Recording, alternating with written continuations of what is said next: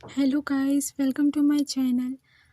अगर आप मेरे चैनल पे न्यू हैं तो प्लीज़ इसको सब्सक्राइब करना ना भूलें और मेरे चैनल से आप जुड़े रहे हैं इसके लिए सच में थैंक यू। आई नो कि मैं वीडियो में काफ़ी लेट कर देती हूँ, बट थोड़ा सा प्रॉब्लम हो गया इसलिए इस बार ज़्यादा लेट हो गया है।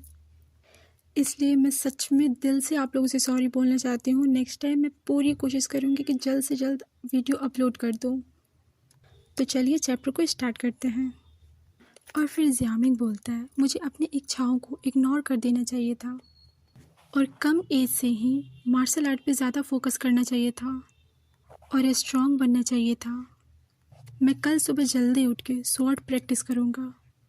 कौन जाने ये लड़का कब क्या कर दे मेरे साथ और मैं इसे संभाल भी ना पाऊँ। और वो अभी भी उसी हालत में अपने बेड पे बैठा होता है। और फिर वो सोचता है, जो क्वींस होते हैं वो जन्म से ही कमज़ोर पैदा होते हैं और उनमें स्ट्रेस साइकिल होता है। और उसे याद आता है कि वो अपने टाइम में कौन से मेडिसिन का यूज़ करता था। और फिर वो सोचता है, इसलिए मैं चाहता था मिंग जो स्ट्रेस मेडिसिन ले रहा है, जितनी जल्दी हो सके उतनी जल्दी उसे शादी कर लेनी चाहिए थी। बट नाउ, और फिर वो देखता है, आई मीन उसे याद आता है कि उससे युनजुन ने बोला होता है कि मेरे लिए तुम ईमानदार रहना और तुम मेरे लिए कुछ नहीं हो। और मेरा जो पागल अडॉप्टेड सन है वो ये मानता है कि मिंग ने मुझे मार डाला। और जब युनजुन ने ज़ियामिंग को किडनैप किया होता है तो ज़ियामिंग बोलता है, लेकिन तुमने ज़ाओ ज्ञान की चाय में 100 दिन की आत्मजोड़ी दी थी और तुमने उसे पॉइजन देकर मार डाला। और वो मुझ पर बिल्कुल भरोसा नहीं करता।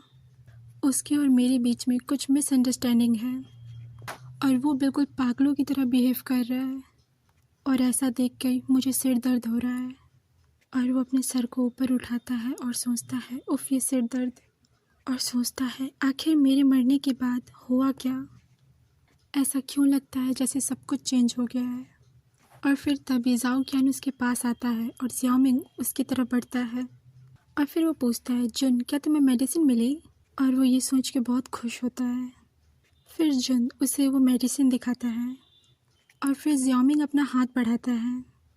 और फिर ज़ियामिंग बोलता है, अगर तुमको मुझसे बोलना था तो तुम एक शब्द बोल तो सकते थे ना, पर अब ऐसा मैं कैसे करूं? और जुन अपना हाथ पीछे कर लेता है। और फिर जुन बोलता है, चलो शुरू करते हैं। और ये सुनने के बाद ज़ियामिंग पूरा का पूरा फ्रीज हो जाता है और वो बोलता है, हाँ पर क्या स्टार्ट करना है? और फिर जुन की भी युनजुन, इसके नाम में थोड़ा थोड़ा गड़बड़ी हो जाती है। युनजुन उस मेडिसिन को ओपन करता है और फिर वो मेडिसिन को लेकर बोलता है, इस मेडिसिन का यूज़ अपने इंटरनल पार्ट पे करते हैं। और ये सुनने के बाद तो ज़ियामिंग के होश ही उड़ जाते हैं और वो बोलता है, क्या ऐसी कोई मेडिसिन नहीं है जिसे हम खा सकें?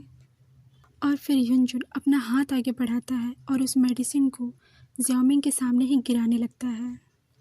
और फिर युनजुन बोलता है, जिस मेडिसिन को तुम खाने के लिए बोल रहे हो वो तुम जैसे कुंस के लिए नहीं है, वो तुम्हारी बॉडी को हार्म करेगा। और अगर तुम स्ट्रेस साइकिल नहीं चाहते तो तुम बस शांत रहो और अपने कपड़े को उतारो।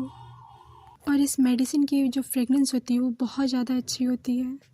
और मिंग बोलता है, वाओ वाओ ये बहुत अच्छा है, बट ये लव फ्लावर और इंटरनल यूज़ के लिए किंग्स के लिए बहुत अच्छा होता है उनके हीट साइकिल में। पर रुको रुको, तुम बंद करो इसे। और मिंग थोड़ा इरिटेट होते हुए बोलता है, मुझे अपने कपड़े उतारने हैं। अच्छा ठीक है, मुझे अपने कपड़े उतारने हैं, और ये जो मेडिसिन है वो इतना चिपचिपा सा क्यों है? और युनजुन की नज़र बस उसे देख रही होती है और युनजुन जाके उसके सामने बैठ जाता है।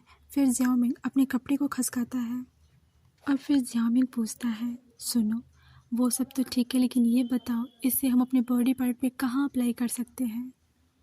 और ये चैप्टर यहीं पे एंड हो जाता है। तो अगर आपको ये चैप्टर पसंद है तो मुझे लाइक और कमेंट करना ना भूलें और मेरे चैनल से जुड़े रहने के लिए सच में आपको थैंक यू। मिलते हैं नेक्स्ट एपिसोड में, बाय बाय।